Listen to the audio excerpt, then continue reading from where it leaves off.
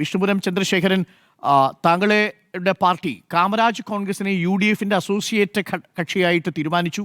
പക്ഷേ ഇപ്പോൾ V D Satheesan പറയുന്നത് താങ്കൾ ഇന്നലെ പോലും പ്രതിപക്ഷ നേതാവിനെ ഫോൺ വിളിച്ച് ഇക്കാര്യം സംസാരിക്കുകയും ഇക്കാര്യം വി ഡി സതീശൻ താങ്കളെ അറിയിക്കുകയും ചെയ്തു എന്നാണ്. അപ്പോൾ താങ്കൾ നിരസിക്കാതെ UDF-ന്റെ വിപുലീകരണ പ്രഖ്യാപനം വന്നതിനു ശേഷം നിരസിക്കുന്നത് എന്തുകൊണ്ടാണ്? ഇന്നലെ ഇക്കാര്യങ്ങളൊന്നും പ്രതിപക്ഷ നേതാവ് അങ്ങേ അറിയിച്ചിട്ടില്ലേ?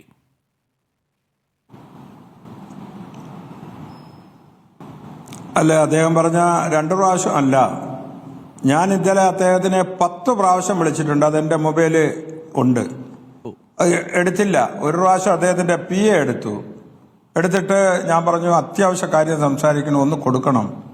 അതിന് അങ്ങനെ പറയാൻ കാരണം ഇവിടുത്തെ ഒരു പ്രമുഖ ചാനലിന്റെ ഒരു കക്ഷി എന്നെ വിളിച്ചിട്ട് ഇങ്ങനെയാണ് NDA-യിലുള്ള നിങ്ങളെ ഇതിൽ ഘടകകക്ഷിയാക്കാൻ ചർച്ച നടക്കുമെന്ന് പറഞ്ഞു. അപ്പോൾ അങ്ങനെ ചർച്ച നമ്മുടെ കാര്യത്തിൽ ചെയ്യേണ്ടതില്ല എന്ന് പറയാൻ വേണ്ടി 10 പ്രാവശ്യം വിളിച്ചു. 8:45 വരെ വിളിച്ചത് സത്യം തന്നെയാണ്. അതിൽ ഒരു പ്രാവശ്യം വി ഡി സതീശൻ എടുത്തിട്ടില്ല. അദ്ദേഹത്തിന്റെ ഗൺമാനാണോ PA ആണോ എന്ന് എനിക്ക് പറയാൻ അറിയില്ല. ഒരു കാൾ എടുത്തിട്ടുണ്ട്. കിട്ടാത്തതുകൊണ്ട് ഞാൻ 9 മണിക്ക് രമേശ് ചെന്നിത്തലയെ വിളിച്ചു. അപ്പോൾ ഞാൻ സ്ഥിരം വിളിക്കാറുണ്ട്.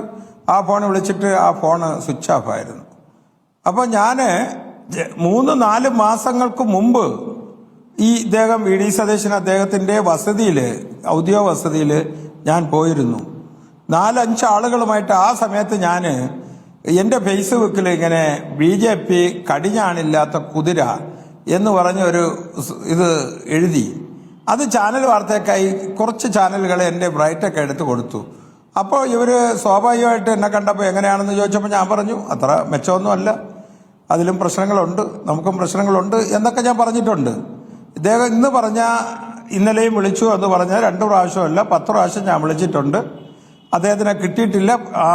ഒരു പ്രാവശ്യം പേഴ്സണൽ സ്റ്റാഫാണോ ഗൺമാനാണോ എന്ന് എനിക്കറിയില്ല. ഞാൻ UDF-ന്റെ ഘടകകക്ഷിയെ വരാൻ ആഗ്രഹിക്കുന്നില്ല. കാമരാജ് കോൺഗ്രസിനെ നിങ്ങൾ UDF ഘടകകക്ഷിയെ പ്രഖ്യാപിക്കുന്ന തീരുമാനത്തിൽ നിന്ന് പിൻവാങ്ങണം, അങ്ങനെ എന്തെങ്കിലും? ഇല്ല, ഞാൻ അദ്ദേഹത്തിന് തന്നെ കൊടുക്കണം. ഒരു യോഗത്തിലായിരുന്നു. എന്നിട്ട് 9 മണിയായപ്പോൾ വീണ്ടും അദ്ദേഹത്തിനെ എനിക്ക് ഇത് ധരിപ്പിക്കാൻ വിളിക്കണമെന്നുണ്ടായിരുന്നു. 9 മണിയായപ്പോൾ ആ ഫോൺ സ്വിച്ച് ഓഫ് ആയി. അതായത് UDF-ന്റെ അസോസിയേറ്റ് കക്ഷിയായി കേരള കാമരാജ് കോൺഗ്രസിനെ പ്രഖ്യാപിക്കുന്ന തീരുമാനം താങ്കളെ ഔദ്യോഗികമായി അറിയിച്ചിരുന്നു എന്നാണ് വി ഡി സതീശൻ പറഞ്ഞത്. ഇല്ല, അതില് ഇന്ന് രാവിലെ അതുപോലെ തന്നെ 2 ചാനലിലുള്ള ആളുകൾ ഇങ്ങനെ നിങ്ങളെ പരിഗണിക്കുന്നല്ലോ, ഞാൻ അത് വാർത്ത കൊടുക്കട്ടെ എന്ന് 2 ചാനലുകാർ, ഞാൻ പേര് പറയുന്നില്ല, എന്നോട് ഞാൻ പറഞ്ഞല്ല അങ്ങനെ ഇല്ല, ഞാൻ ചാനൽ കണ്ടില്ല. അങ്ങനെ എൻ്റെ ഒരു സുഹൃത്തിൻ്റെ വീട്ടിൽ ചെന്നിരുന്ന് ചാനൽ കണ്ടു. തിരുവനന്തപുരത്ത് വന്നപ്പോൾ കണ്ടപ്പോഴേ എൻ്റെ പേര് ഇങ്ങനെ എഴുതി കാണിക്കുന്നത്. അപ്പോൾ ഞാൻ ഒരു പാർട്ടിയിലെ ഒരു വലിയ ആളിനെ, ഞാൻ പേര് പറയുന്നില്ല, അദ്ദേഹത്തിന് അപ്പോഴെന്നെ എൻ്റെ ഫോണിൽ നിന്ന് വിളിച്ചു. എൻ്റെ പേരിങ്ങനെ എഴുതി കാണിക്കുന്നുണ്ട്. എൻ്റെ പേര് നിങ്ങൾ പറഞ്ഞാൽ ഞാൻ അരമണിക്കൂറിൽ പത്രസമ്മേളനം നടത്തും. എൻ്റെ അനുവാദമില്ലാതെ നിങ്ങൾ അങ്ങനെ ചെയ്യാൻ പാടില്ല. സണ്ണി ജോസഫിനാണോ വിളിച്ചത് ആ സമയത്ത്? ഞാൻ പറഞ്ഞിട്ടുണ്ട്. അല്ല, രമേശ് ചെന്നിത്തല അല്ല, ഞാൻ വിളിച്ചിട്ടുണ്ട്. അവരാരും അത് നിഷേധിക്കാൻ പറ്റൂല. രമേശ് ചെന്നിത്തലയാണോ? ഇല്ല, ഞാനത് ഓപ്പൺ ചർച്ചയെ പറയുന്നില്ല. ഞാൻ വിളിച്ചിട്ടുണ്ട്. വിളിച്ചപ്പോൾ എടുത്തു. ഇങ്ങനെയാണ്, എന്നെ ഇങ്ങനെ എഴുതി കാണിക്കുന്നു. CK ജാനുവും അൻവറും വിഷ്ണുപുരം ഒക്കെ ഇങ്ങനെ വരുന്നു എന്ന് എഴുതി കാണിക്കുന്നു. എൻ്റെ പേര് ആവശ്യമില്ലാതെ പത്രസമ്മേളനത്തിൽ പറയരുത്, ഞാൻ അതിന് തയ്യാറുമല്ല, എങ്കിൽ ഞാൻ തിരിച്ചു പറയുമെന്ന് ഞാൻ പറഞ്ഞിട്ടുണ്ട്. താങ്കൾ നേരത്തെ പറഞ്ഞു അങ്ങനെ ഒരു ഉറപ്പ് നൽകിയതായിട്ട്, അപേക്ഷ നൽകിയതായിട്ട് ഏതെങ്കിലും തെളിവ് പുറത്തുവിടാൻ താങ്കൾ ആവശ്യപ്പെട്ടിരുന്നു. അങ്ങനെയൊരു അപേക്ഷ താങ്കൾ ഒരു ഘട്ടത്തിലും രേഖാമൂലം കൊടുത്തിട്ടില്ല. ഈ 3-4 മാസങ്ങൾക്ക് മുമ്പ് അദ്ദേഹത്തെ കണ്ടപ്പോൾ വാക്കാൽ പറഞ്ഞതാണ് NDA-യിൽ ചില അതൃപ്തിയൊക്കെ ഉണ്ട്, അതിനും അപ്പുറത്തേക്ക് UDF-ൽ എടുക്കണമെന്നോ UDF-ന്റെ കക്ഷിയാക്കണമെന്നോ ഒന്നും പറഞ്ഞിട്ടില്ല. വി ഡി സതീശൻ പറഞ്ഞത് UDF-ന്റെ അസോസിയേറ്റ് കക്ഷിയായിട്ട് വരാൻ മടിയുണ്ട്, അതുകൊണ്ടാണ് നിങ്ങൾക്ക് അതൃപ്തി, അങ്ങനെയാണെങ്കിൽ വരേണ്ടതില്ല എന്നുള്ളതാണ്. UDF കക്ഷിയായി തീരുമാനിച്ചിരുന്നെങ്കിൽ നിങ്ങൾ വരുമായിരുന്നോ? അല്ല, ഞാൻ ഇപ്പോഴും പറയാമല്ലോ, NDA-യിൽ അവരുടെ ഒരു വലിയ ഏട്ടൻ മനോഭാവത്തിൽ ഘടകകക്ഷിയൊക്കെ എല്ലാവർക്കും അതൃപ്തി ഉള്ളതുപോലെ എനിക്ക് കുറച്ച് കൂടുതൽ അതൃപ്തിയുണ്ട്. പക്ഷേ ഒരു മുന്നണിയിൽ നിന്ന് വേറൊരു മുന്നണിയിലേക്ക് നമ്മൾ പോകണമെങ്കിൽ അതിന് പല ചർച്ചകളുണ്ടാവില്ലേ, പലതും സീറ്റാവട്ട് അല്ലെങ്കിലുള്ള പല അങ്ങനെ ചർച്ചകളുണ്ടാവുമല്ലോ. ഇങ്ങനെ ഒരു ചർച്ച ഉണ്ടായിട്ടില്ല. ഞാൻ ഒരു കാര്യം പറയാം, അവരെൻ്റെ അടുത്ത് വലിഞ്ഞു കയറി വന്നതൊന്നുമല്ല. ഞാനാണ് വി.ഡി. സതീശൻ്റെ വീട്ടിലേക്ക് വലിഞ്ഞ് അങ്ങോട്ടാണ് ഞാൻ പോയത്. ഞാനാണ് ഈ എല്ലാ കക്ഷികളുടെയും ഞാൻ പറഞ്ഞ ഇങ്ങനെ പ്രശ്നങ്ങളുണ്ട്, അപ്പോൾ നമുക്ക് ഒന്നിച്ച് നിൽക്കാൻ ഒക്കുമോ എന്നൊക്കെ ചോദിച്ച സമയത്ത് അത്ര പ്രശ്നം ഇപ്പം ഇല്ല. എന്നിട്ട് ചാനലുകളിൽ കൂടിയാണ് അറിയണത്, ഈ റിപ്പോർട്ടർമാർ ഇങ്ങനെ ഒരു ഇതുണ്ടെന്ന് പറഞ്ഞ സമയത്ത് അധികാരിപ്പെട്ട ഒരാളെ അപ്പോഴും ഞാൻ അറിയിച്ചു, ഇങ്ങനെ പറയുന്നുണ്ടല്ലോ. കുറച്ചുകൂടി ഞാൻ അതിന് മറുപടി പറയും. കാരണം ഇപ്പോൾ തദ്ദേശം NDA പലതും തൂത്തുവാരി കഴിഞ്ഞു. വിജയസാധ്യത പറയുന്നു 100 സീറ്റുകളിലേക്ക് പോലും ഒരുപക്ഷെ UDF പോയേക്കാം. NDAയേക്കാൾ എന്തുകൊണ്ടും താങ്കൾക്ക് രാഷ്ട്രീയമായ പ്രയോജനം ലഭിക്കുക UDFിലേക്ക് വരുമ്പോഴല്ലേ? എന്താണ് താങ്കൾ ആ തീരുമാനം എടുക്കാത്തത്? അതൃപ്തി ഉണ്ടെങ്കിൽ NDA അല്ലേ, അത് സ്വാഭാവികമായിട്ട് അതിന് പല ചർച്ചകളും അതൊക്കെ വേണ്ടിയിട്ടുണ്ട്. രണ്ടാമത് പാർട്ടിയുടെ സംസ്ഥാന കമ്മിറ്റി ജില്ലാ പ്രസിഡന്റുമാരെ നാളെയാണ് വിളിച്ചിരിക്കുന്നത്. അവരവരുടെ ഒരു മീറ്റിങ്ങിൽ ഈ ഇലക്ഷൻ വിലയിരുത്തൽ നടത്തണം. ഇലക്ഷനിൽ ഇവിടെ പുഞ്ചക്കരി എന്ന് പറയുന്ന സ്ഥലത്ത് കോർപ്പറേഷനിൽ ഒരേ ഒരു സീറ്റാണ് നമുക്ക് തന്നത്. ആ സീറ്റിൽ അവിടെ BJPക്ക് 2400 വോട്ടുണ്ട്. അതിൽ ഞങ്ങൾക്കും അവിടെ ചില സംവിധാനങ്ങളുണ്ട്, ചെറിയ സംവിധാനം, VSDPക്കും അങ്ങനെയൊക്കെ. ശരി.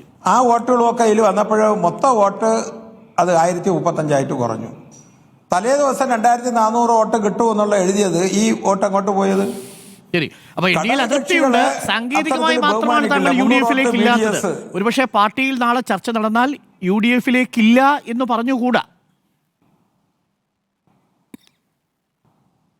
അല്ല, UDFിലേക്ക് എന്ന് പറയാൻ ഞാൻ അങ്ങനെ പോവേണ്ട ഇപ്പോഴത്തെ സാഹചര്യം ഇല്ല. കാരണം എനിക്കിപ്പോൾ തിരുവനന്തപുരം ജില്ലയുടെ റിപ്പോർട്ട് ഇന്ന് എനിക്കറിയാം.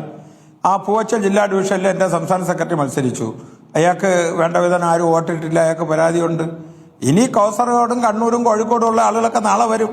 വരുമ്പോഴ് വസ്തുനിഷ്ഠമായ ഒന്ന് വിലയിരുത്തേണ്ടത് നമ്മുടെ ആവശ്യം. ഇങ്ങനെ പോവാൻ വേണ്ടിയിട്ടുള്ള വിഷയമൊന്നുമില്ല. അല്ല, അങ്ങനെയല്ല. എനിക്കിപ്പോ ഈ രാജീവ് ചന്ദ്രശേഖർ വന്നതിന് ശേഷം അങ്ങനെ അങ്ങ് പോവേണ്ട ഒരു ആവശ്യം ഇപ്പൊ ഇതിനകത്ത് എനിക്കില്ല. കാരണം ഞാൻ ആദ്യം പറഞ്ഞല്ലോ, ഞാൻ ഈ എന്നെ വലിഞ്ഞ് കയറി വന്ന് UDFുകാർ എന്നെ സമീപിച്ചതൊന്നുമല്ല, ഞാൻ അങ്ങോട്ട് പോയി സമീപിച്ചതാണ്. അതിൽ അവർ പറയുന്നത് പരസ്യമാക്കിയിരുന്നു. അപ്പോൾ UDF ധരിച്ചത് താങ്കൾ UDFിൽ ചേരാൻ താല്പര്യം പ്രകടിപ്പിച്ചു. അതുകൊണ്ടാണല്ലോ താങ്കൾ V.D. സതീശനെ പോയി കണ്ടതും അതൃപ്തി അറിയിച്ചതുമെല്ലാം. അതല്ലെങ്കിൽ താങ്കൾ അതൃപ്തി അറിയിക്കേണ്ടത് രാജീവ് ചന്ദ്രശേഖരനെയാണ്. അപ്പോൾ അതുകൊണ്ട് അവർ എങ്കിൽ പിന്നെ ഒപ്പം പോന്നോട്ടെ, ഇന്ത്യയിൽ നിന്നുള്ള 2 കക്ഷികളെ ഒപ്പം കൂട്ടാമെന്ന് UDF ചിന്തിച്ചു, താങ്കളെ ഉൾപ്പെടുത്താൻ തീരുമാനിച്ചു. പക്ഷേ താങ്കൾ അവസാന നിമിഷം ഈ മനംമാറ്റം നടത്തിയത് അവർ അറിഞ്ഞിട്ടുണ്ടാവില്ല. എന്നാലും മനംമാറ്റമൊന്നും എനിക്കില്ലല്ലോ, അത് ഞാൻ അറിയണമായിരുന്നു. ഞാൻ പറഞ്ഞല്ലോ 2 പ്രാവശ്യം വിളിച്ചു വന്ന്. UDFിലേക്ക് പോകുന്നതിന് മറ്റ് പോകാത്തതിന് മറ്റ് രാഷ്ട്രീയ കാരണങ്ങളില്ല. ഇപ്പോൾ ഞാൻ സ്ട്രേറ്റ് ആയിട്ട് ചോദിക്കുകയാണ് വിഷ്ണുപുരം ചന്ദ്രശേഖരൻ, ഈ NDA മുന്നണിയുടെ കക്ഷിയായി തന്നെ നിങ്ങൾ നിയമസഭാ തെരഞ്ഞെടുപ്പിൽ മത്സരിക്കുമോ? അല്ല, NDAയിൽ ഞാൻ പൂർണ്ണ തൃപ്തനാണെന്ന് ഞാൻ പറയുന്നില്ലല്ലോ. NDAയിൽ ഇപ്പൊ രാജീവ് ചന്ദ്രശേഖർ പല കാര്യങ്ങളിലും ഇടപെട്ട് പരിഹരിക്കുന്നുണ്ട്. അദ്ദേഹം ഇപ്പൊ ഈ സ്ഥലത്തില്ല, 25-ാം തീയതി വരുമ്പോൾ അദ്ദേഹത്തിനെയും കണ്ട് പല കാര്യങ്ങളും സംസാരിക്കാൻ. താങ്കൾ NDAയിലാണ്, രാജീവ് ചന്ദ്രശേഖർ പ്രതീക്ഷയുണ്ട്. NDAയുടെ ഭാഗമായി തന്നെ തദ്ദേശ തെരഞ്ഞെടുപ്പിനെ നേരിടാനാണ് താങ്കളുടെ ആഗ്രഹം.